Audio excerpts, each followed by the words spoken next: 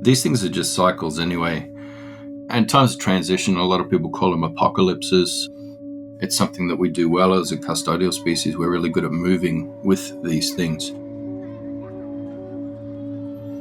I learned recently that the kind of average lifespan for civilizations is like 300 years for complex societies. I wonder if where we're at technologically with energy and, so many other things, like whether the scale is different with modern technology of the apocalypse. Welcome to The In-Between, an audio project by the Festival of Dangerous Ideas, presented by the Ethics Centre. I'm Festival Director Danielle Harvey. This podcast was produced on Gadigal land. We pay our respects to the elders past and present and extend that respect to all First Nations people listening. Defining an era in linear time is not simple, but in geological terms, this moment we are living through has come to be known as the Anthropocene, an epoch distinctly marked by human impact on the Earth's climate and ecosystems. Today we place ourselves between Tyson Yunkaporta and Lee Vinsel for a conversation about apocalypses, if and how our species will survive, and what is required to maintain and repair our planet. Tyson Yunkaporta is an Aboriginal scholar whose work focuses on applying Indigenous methods of inquiry to resolve complex issues and explore global crises. He is the founder of the Indigenous Knowledge Systems Lab at Deakin University in Melbourne, and author of Sand Talk, How Indigenous Thinking Can Save the World.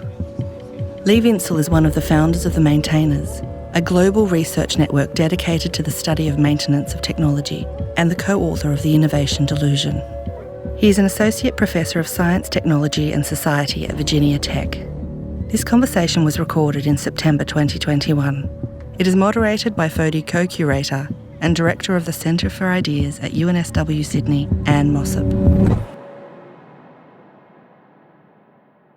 I want to actually read something about country that is from Tyson's book, Sand Talk, where he says, "You might join me in paying respects to the people and other beings everywhere who keep the law of the land, the elders and traditional custodians of all the places where this book is written and read, the ancestors, the old people from every people now living on this continent and its islands, our non-human kin, including the various spiky species around the world, the porcupines and hedgehogs who snuffle in the earth for ants and then do God knows what when we're not looking." Before we open up the conversation, I want to ask each of our speakers where they are. Lee, tell me, where are you today? I'm in Blacksburg, Virginia, in the United States, and that's on the west side of the state of Virginia. I should say, too, that, like all the United States, this land also had Indigenous peoples on it. And, the university, we often do land acknowledgements at this part because we're a land grant university and our land was taken from Indigenous people. And in fact, there's sites just down the road from where I live where when they were building a golf course, they uncovered quite ancient settlements. So we have similar stories here in the States, as you all know. Tyson, tell us where you are. I'm in the lands of the Kulin peoples, in Bunurong country right now. It's almost Antarctica. It's about 3,500 kilometres south of my home in the north of Australia. And it's very cold here. But other than that, I could be anywhere now. It's just a screen, isn't it? And I'm sitting in the middle of a massive amount of laundry that I don't know how I'm ever going to get through folding it all. Although we did go down to a creek the other day. So we were on lockdown, but my woman's like a registered beekeeper. So when we get too desperate, we just throw all the beekeeping equipment in the car and all her paperwork, and then we go and do some bee stuff. So we stopped off at a creek on the way home. Real sneaky. That's excellent. But we're talking today about the shape of our world and what the present moment represents. You've both thought a lot about change and the different histories that have brought us to where we are now. But before we start talking about those big questions, I want you to tell us a little bit about how you got here. So, Tyson, you come from Indigenous Australia and you look at Indigenous knowledge and what it has to reveal to us and to show us about the world. How did you start thinking about that in the way that you do now? Damn. I don't know. I think it was when I was a kid. I was deaf when I was a kid. I had to have that grommets operation. I had a thing called otitis media. So I didn't hear very much that was going on. And then after I had the operation, it was still a bit dodgy. So I was missing words, and the old girl said that if you go up on the ridge, you'll see lots of old Aboriginal axe heads. And I don't know, I was a weird kid, and I thought she said accent instead of axe head. And, when you're a deaf kid, you're still figuring out what words mean, and I knew it was related to language. So I had this old idea that this old lady had sent me up the hill to find language in the land. And so, I went up on the ridge and walked around for weeks looking for the language in the landscape. And, I found all kinds of things there. And I guess I've been thinking like that ever since. Lee, you think about the history of how we live with science and technology, and you've come from that to a trenchant critique of our obsession with so-called innovation. Tell us a little bit about how you got there. It started as being frustrated with all of the chatter about innovation in higher education where I worked, but also in journalism and industry, especially the so-called tech industry. And it just felt really superficial and empty. Like it wasn't even clear, what it meant. It just started to mean like good or something. And so for a while, I went around and gave like a talk where I pretended to be in kind of an Alcoholics Anonymous style 12-step meeting called Inno-Anon, where I would pretend to be someone who was giving up innovation speak because it was a bad addiction. But then, like the way my buddy Andy Russell, who I wrote The Innovation Delusion with, kind of our thinking gelled when Walter Isaacson's book, The Innovators, How a Group of Hackers, Geniuses, and Geeks Created the Digital Revolution came out. And Andy said that we should write a countervolume called The Maintainers, How Introvert Standards Engineers Created Technologies That Kind of Work Most of the Time. We just started playing with that as a joke online, like on blogs and on Twitter and stuff. And the joke just really resonated with people, like there were people in their lives who were maintainers, like their fathers or mothers or aunts and uncles, whoever.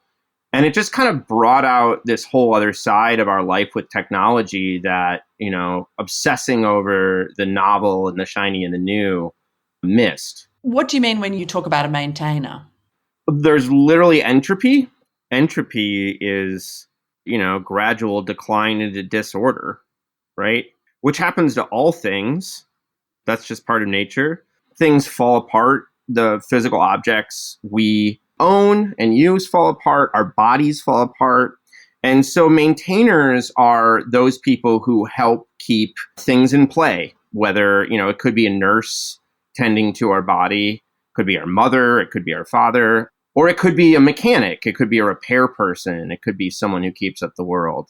So it's this set of kind of laborers, caregivers, and repair persons, maintenance persons that we're really trying to draw attention to. And Tyson, there's something not that resonates with this a bit, I think, that you write about, which is when you talk about humans as a custodial species, that we're here to look after the land, the sky, and everything in between, I think, at some point you say. What do you mean about humans as being a custodial species? Yeah, well, it's not about maintaining something that's static, It's actually not about that at all. I mean, in our way, the landscape needs human beings in it. Otherwise, it just all falls apart. We occupy a really important ecological niche. So the land, speaks to us, country talks to us, and we know what we have to do from moment to moment to look after it. But that's not a maintenance relationship. So when I say custodial species, it's not like the janitor, It's a bit different from that.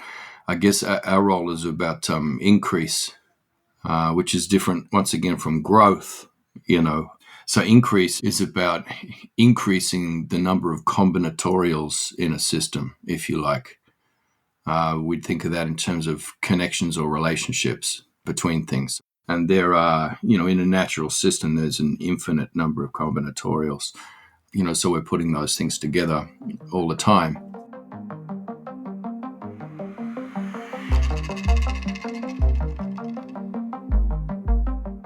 Do you feel like we're coming to the end of an era, whether it's this cycle of growth and environmental destruction, whether it's an era in the way we think about our relationship with the world?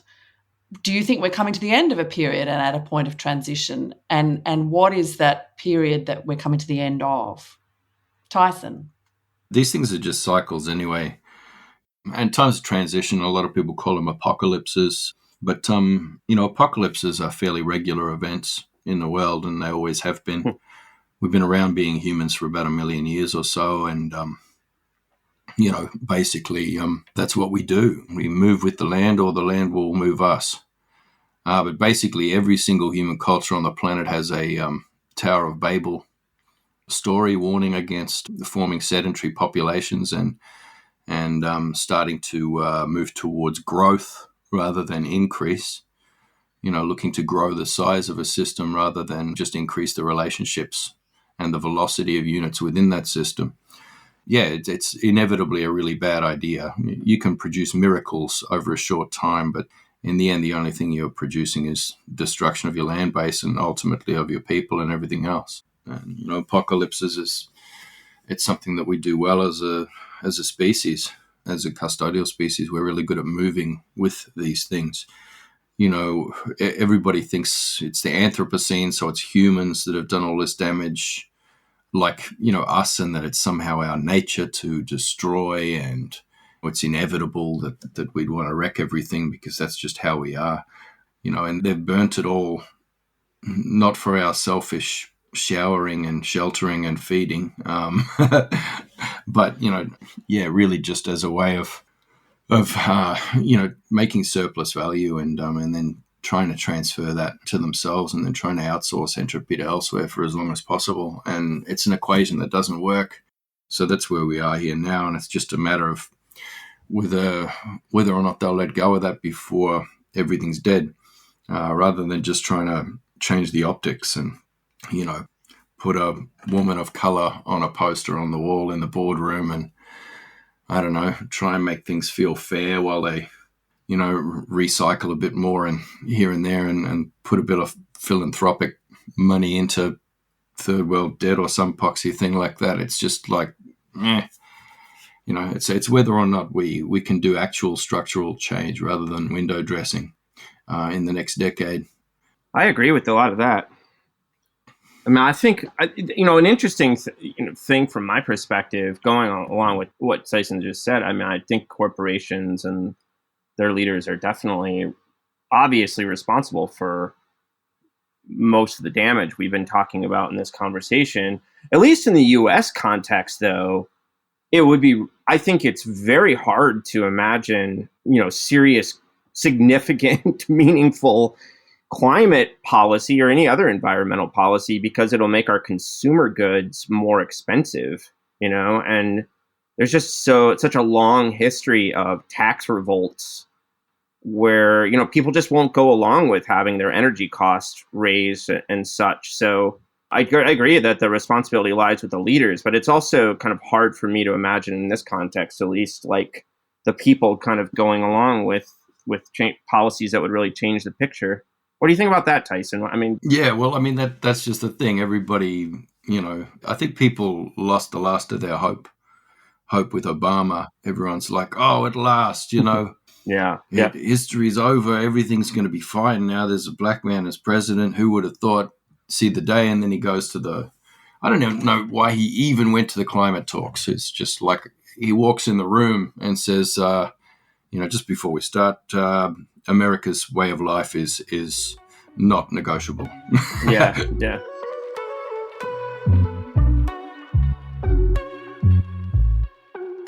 Tyson, you've talked about entropy, the propensity of things to travel towards disorder. What do you mean by that? Oh, my goodness. So complexity decreases in a closed system. And that's the model of time that we're operating on in the world. Look, basically, 500 years ago, my family speared some Dutchmen. I know that doesn't sound like it's answering the question, but so my clan speared a bunch of Dutchmen 500 years ago.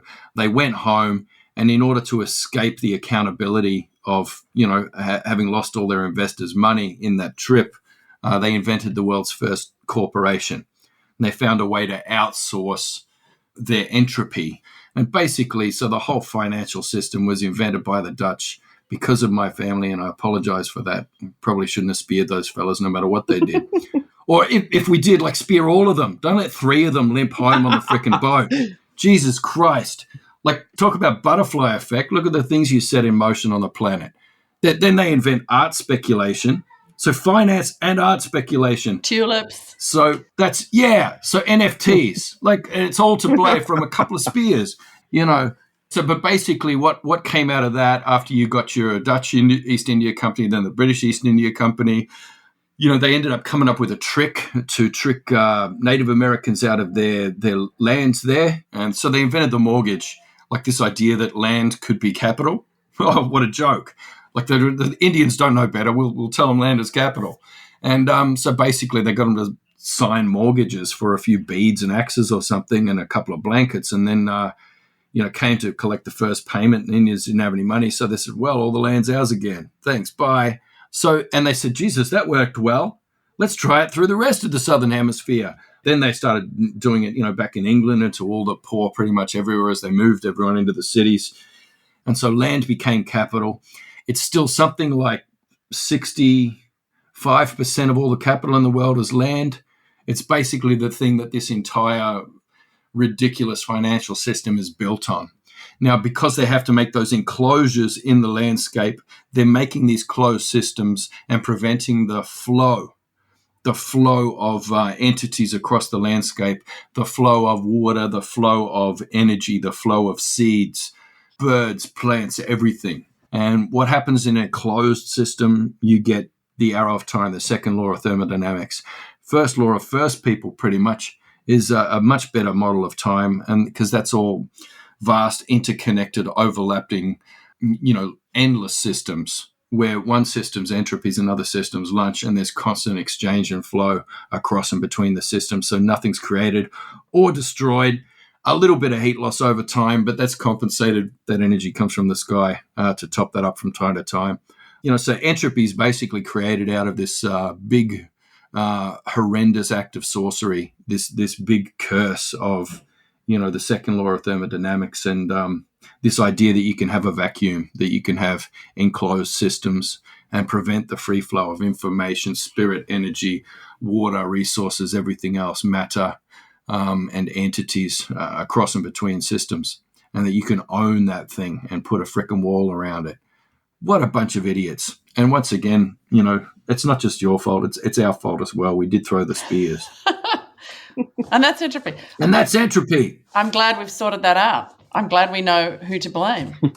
Hang on. I want to hear Brother Boy's entropy story. Lee, entropy. Oh, I mean, for what I want to talk about, which is how we care for the things in our lives, both the objects and the people, entropy is, gradual decline into disorder, right?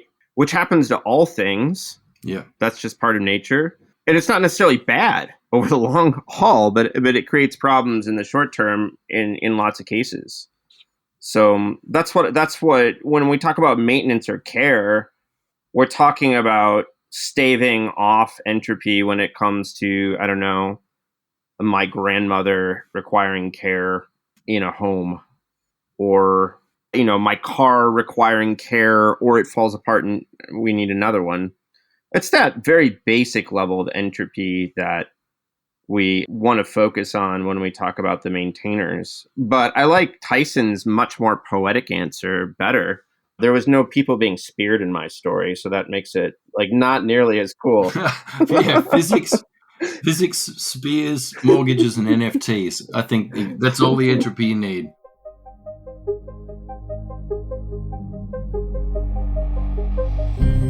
Tyson, there's a fantastic thing in Sand Talk about apocalypses. You say, on the upside, apocalypses have proven to be survivable in the past, although on the downside, it usually means that your culture and society will never be the same again. I do feel like we're sitting in a situation where people from climate science, people who think about existential risk, are saying to us there is an apocalypse around the corner and we're not going to get through it. And the rest of us are tuning in sometimes to that message, and the rest of the times, keeping our head in the sand. Given that the technology has magnified the speed with which all of these things can happen, I wonder, perhaps Lee to answer first, what do you think the chances are of putting the brakes on some of that technology-driven destruction? I think it's really going to be really hard, I think there are kind of things that are unprecedented about this moment and this apocalypse, if that's what's on the horizon, when it comes to global scale and interconnectedness. You have to imagine, not only my crazy country, as Tyson's very nicely outlined, but also China, which is, still building lots of coal-burning power plants right now and has 30 or more planned. So putting the brakes on climate, I'm not very hopeful about that often. I think there's more conversations to be had about the long view of changing our relationship to things, not being such a kind of crazy mass-produced culture. But kind of a way I would build on something Tyson said is I think that, the human capacity is about collaboration and adaptation. And it's really going to be about how we're responding to our changing world more than putting the brakes on, unfortunately, is how I usually see things. What do you think, Tyson? Yeah, I think it is really tricky. I guess whichever side of politics you're on, whoever's, being paid the most by, the oligarchs that that are wrecking the joint. They can see the structure fairly well, I think. But for most of us, when we've been trying to resist, what this system is doing, this financial system and all the rest, we've just been looking at little cultural tweaks here and there. We're just changing the window dressing. But so therefore, most of us who are trying to get change done have only been looking at one data set, and that's just discourse. And so that's all we've looked at for 30 years. And that's just given neoliberalism the time that it needed to get its job done. And its job is done now. The wealth transfer is complete. It's not possible now to stop quantitative easing for a start. That's just pretty much built in now. That's baked into the way things are done, which means a continuous, massive, unprecedented flow of wealth to the top 1% of the top 1%. And that's just how it's going to go until it's done. I feel like there's probably a few leverage points that I'm looking at in the system itself and in the structure of things that you could leverage just quietly in some nonlinear ways, that might bring it down, just as everything else is collapsing, including the natural systems, it might bring it down in time that there's something sort of livable and survivable afterwards. But it's I don't know. I kind of feel like these guys are dug in and there's no way to move them, and that pretty much it has to play out. What are those leverage points? Well, I'm not going to tell you because then they'll know. That's the other thing. You know what it is? It's not having a thing that other people are going to follow. It's not having a thing where you're I'm in this, you put out a book and everybody's like, look, there's 5 rules in there. Is there 5 rules? Jesus Christ. Everybody's looking for this thing. Yeah. There is no thing. They just want to join something. They just want to platform something or get behind something or amplify something. And it's like, you missed the point. And the thing is that as soon as you get something that could actually move things, and liberalism just embraces it. It just embraces it and then sanitizes it, airbrushes it, puts it up front and center and uses it for the optics. But it's basically like cutting off your enemy's head and hanging it in your doorway. I feel like if I hear you right, I think part of what you're saying is you can't create method for dealing with this, right? This is a kind of fantasy of modernity is we can create like universal transportable methods that we can put down in a text or in a computer and transfer it everywhere on the planet. It'll deal with the problems. The method will deal with whatever problems we encounter. And if I hear you right, when you talk about emergence and focusing on where you're at, it's really about like that we have to pay attention to where we are and nurture those connections as they develop around us. And there's really no method for me dealing with things here and you dealing with things there in some kind of global sense. Is that right? Am I hearing you right? Yeah, pretty much, bros. It's just, like I said, we're all the same species. We have that same patterning. And, while it's dangerous to be talking about, nature and following nature, because, people will bend that to whatever kind of end they want. Yeah. Liberalism can absorb that as much as any idea. Yeah.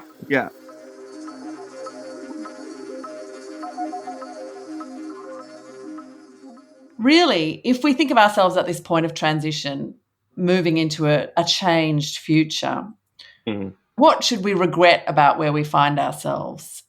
And what should we celebrate about the age that is passing?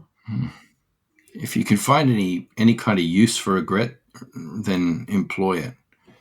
But otherwise, it's not helpful. I don't even like talking to settlers at the moment in Australia. They're just useless. I don't even want settlers on my team if I'm doing a research project, because they waste your time. They spend the whole time bloody apologizing for being white.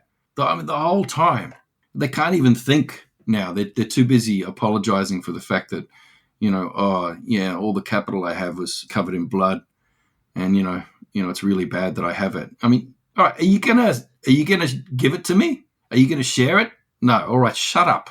We've got a research project to do. Can we focus? Australians can't even think straight right now, and I'm finding a lot of Americans are the same, except for like the weird ones, the weird anti-woke, like the butthurt ones on the right and the butthurt ones on the left. They're insane. You can't talk to them. But the weird ones there who are floating around just sort of, I don't know, muttering about the Enlightenment, they're pretty interesting. I've been talking to them. They can at least still get a bit of work done. I would just try and be at least moderately productive and motivated around stopping everything from dying in the next decade or so. I don't know. Is that a priority? Should we have a look at that? I don't know. Just if you got a minute, when you done bloody flagellating yourself and navel gazing to find the sin of your bloody inner racist or something, can we just, have a look around and sort this out? Anyway, that's a refreshing perspective. I like that. That would be my thought.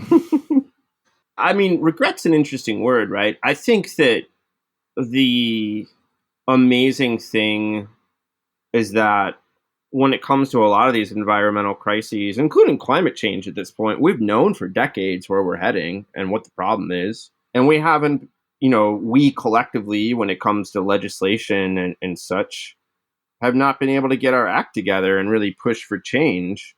So I think if there's something to regret, it's that, If there's something to hope for, you better hope that what happens is that in a vast number of communities around the world, change practices start to emerge. I mean, that's what's happened before in human history. And let's just keep our fingers crossed that that's what happens. Because I don't see kind of top-down technocratic solution coming even through democracy at this point, unless it starts in that kind of mind shift emergence where people start doing something different in their own community, and then that translates into, changing ways of voting and stuff. That's the hope, I think.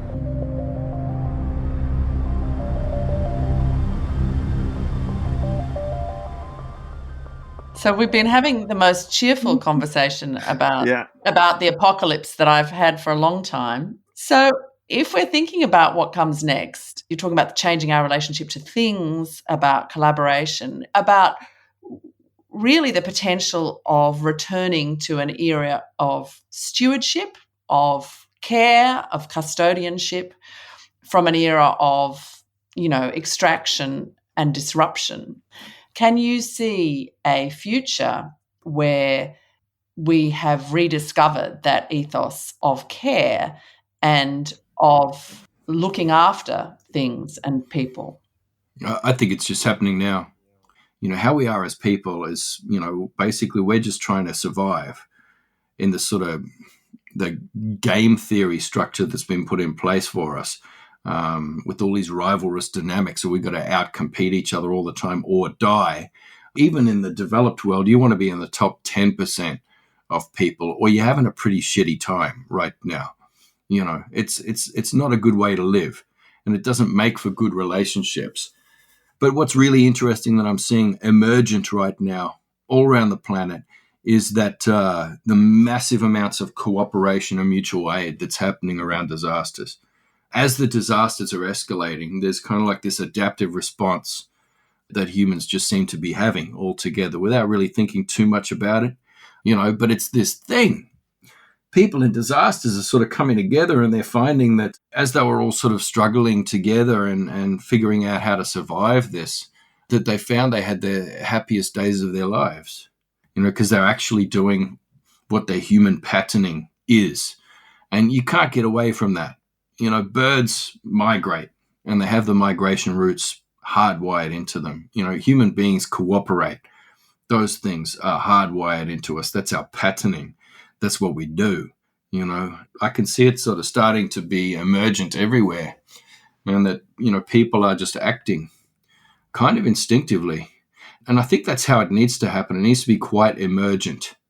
If it becomes too organized, if it gets a brand, if it gets a name, then that will just be co-opted, and it'll be turned against the earth and all its people again.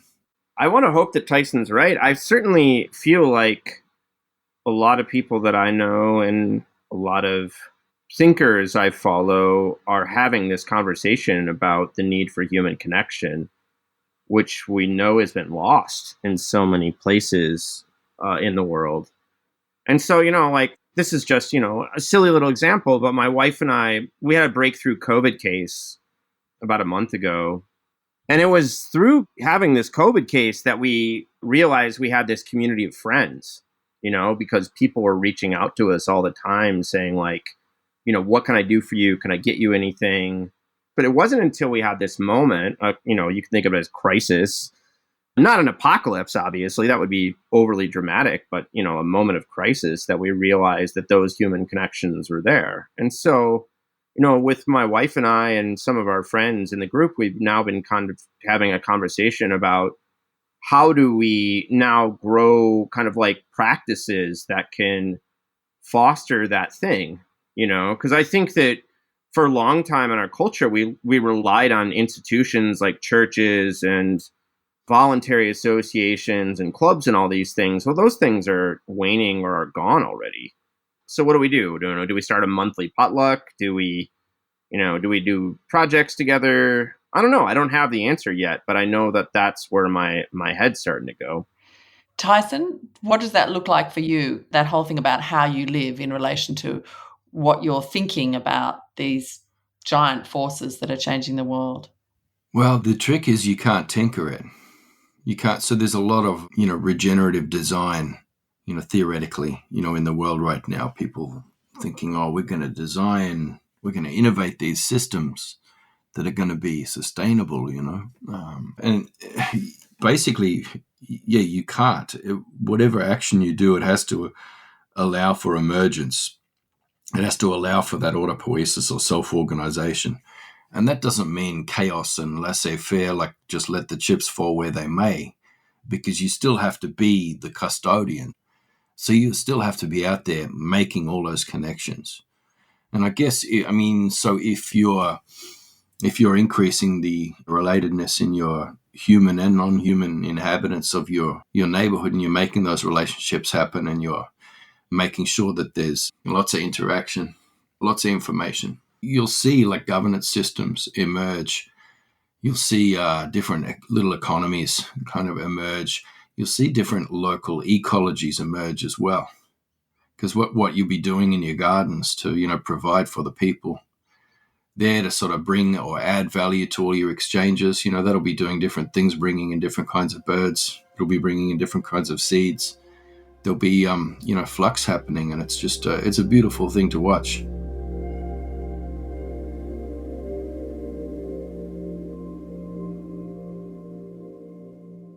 So if we think that this kind of human connectedness and building those kind of relationships and so on is something that we need to keep and encourage without thinking that it's something we can make in a 5 bullet point process.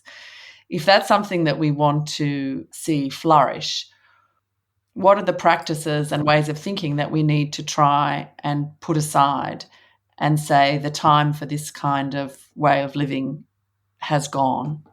Man, I'm really reluctant to give advice lately because, I mean, it's, I don't trust myself anymore. It's weird that a lot of the stuff I'm saying is basically anarcho-communism. And, I should have been, disappeared from my house and thrown in a deep, dark hole ages ago for saying some of the things I'm saying. But for some reason, all these, the big corporations that like dynamite Aboriginal sacred sites and, do horrendous things globally, just doing the most awful things and are all about autocracy and control and oligarchies. They're getting me to come and speak at their events and shit. So I don't trust myself. But what I've been saying until I sort of came to that realization is that we need good story. The best thing that we can do is to leave the tools behind that our grandkids are going to need, as they're really getting into the 1,000-year cleanup, which is coming. What tools are they going to need? And, I don't think it's going to be infrastructure or any physical tools we can leave them. It certainly won't be technologies, based on rare earth metals and, whatever you can make out of sand and plastic. It's not going to be that stuff. It's going to be story. So for a start, they need cautionary tales about how we fucking got here. Mm-hmm. They need good cautionary tales that will be remembered for 1,000 years, so that we don't allow any of these permanent hierarchies to develop again. And they need enough of the old stories, like the old stories, pre-industrial stories. They need those ones as well. But we also need to be making good stories, good cautionary tales that can be handed down in the only form that data can survive long term, which is not in a hard drive, I'd hate to tell you, and it's not even in a book. These things decay. It has to be oral knowledge, verbal or expressed through dance or, whatever, something that can be passed down from one generation to the next over deep time. That's the only good way to store data over deep time. Lee, is the other side of what we need to leave behind, is it that incredible, intense focus on individuality? I do think individualism is a problem when it comes to a lot of these issues. But I also think that, I think that the way mass production has developed in the last 150, 200 years, it's, in a sense, it's like one of the largest changes in human history. It's as big as agriculture, it's as big as, it's that kind of shift. And if I look back in time, I see cultures that took care of the things they had. And you can still find cultures where there's a lot more maintenance and repair. If we look at places like Cuba, places in Africa, places in Latin America, what is common between these places back in time and these places now is that things are dear, that the objects in people's lives are valuable to them because they're not easily replaced. And I think that the world we've made through mass production, which is just, we can go to big box stores wherever and they're full of cheap plastic crap that we can just buy on a whim, that is not a sustainable thing, And, maybe it'll be destroyed by an apocalypse and we just will lose it or something, but we cannot keep up that huge practice which has reshaped the face of the planet over the last 150, 200 years. So if we, just to go back to that question about how we are having a conversation on the one hand about systems, but that what we really want to think about in the end are these realities that are anchored in a physical world and what we do every day, and whether that's something like the concept of story, whether that's about relationships, whether that's about Tyson telling us about going to look after the bees, to experience plants or animals in nature, that how we need to solve some of these problems is by being grounded in our own lives and in a physical world and interacting with it in that way where we are experiencing people, where we're experiencing nature, we're experiencing, trees, dance, whatever it is.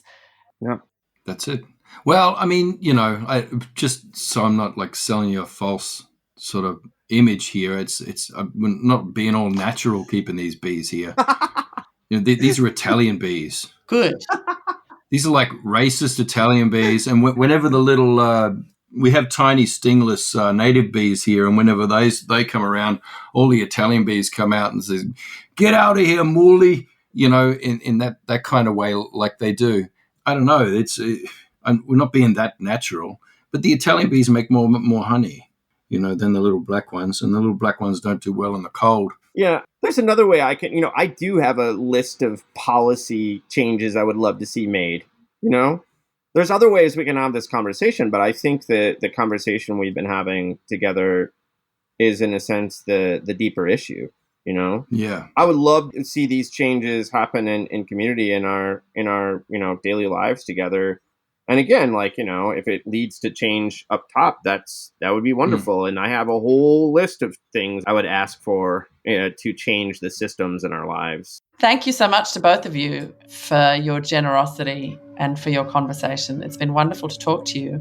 Sweet. Well, I think we'll be getting you to come here for a bit of a yarn before too long, or Tyson will be heading for Virginia.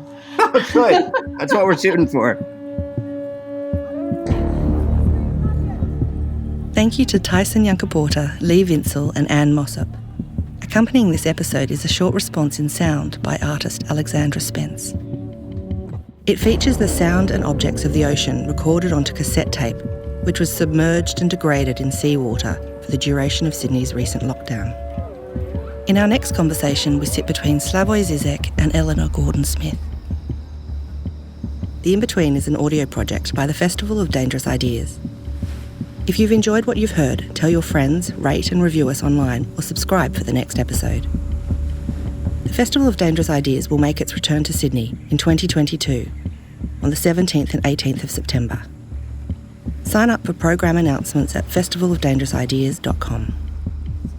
That's where you'll also find full bios of today's speakers and artist contributors. You can follow us on Facebook, Twitter and Instagram. The Festival of Dangerous Ideas is proudly presented by the Ethics Centre. The In-Between is supported by the New South Wales Government through Create New South Wales.